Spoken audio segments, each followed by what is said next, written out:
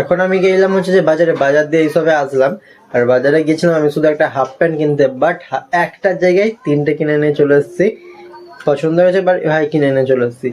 এই যে গেঞ্জিটা পরেছি এটা, আর এটা একবার খুলে দেখো, এই গেঞ্জিটা আর হচ্ছে যে এই প্যান্টটা।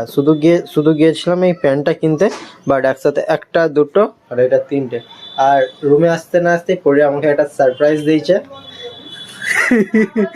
সারপ্রাইজটা হচ্ছে যে আমার বার্থডের একটা গিফট দিয়েছে। তোমরা কি দেখতে চাও? দেখতে তো 1 সেকেন্ড। ফোকাস নিচ্ছে ফোকাস নিচ্ছে না। এই যে এটা হলো ওর এখন ফার্স্ট গিফট, এখন সেকেন্ড গিফট, থার্ড গিফট সব রয়েছে। থ্যাংক ইউ গিফট দেওয়ার জন্য। আরো এরকম গিফট দিতে থাকো আমাকে, ঠিক আছে? আমি আছি সেটা বড় গিফট না। আরে তাহলে এই গিফটের দরকারটাই ছিল না।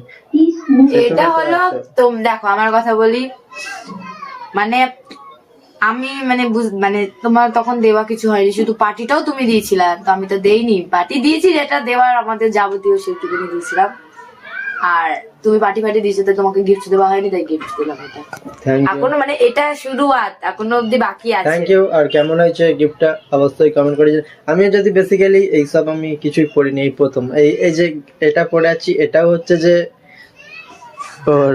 আমি ভাই পড়িনি এসব পর্যন্ত, যখন ছোট ছিলাম তখন পড়ছিলাম 2-1 তো আমার এইসব একদম পছন্দ, বাট এখন পড়তে তারপরে দেখো আর কি কি কিনলাম। তারপরে নাক কিনেছি, সোনার নাকের বানিয়েছি আজকে, একটা হাতের রোজোর ফেসলেট, আর এই যে যাবতীয় যে সত্তর কিনলো এগুলো।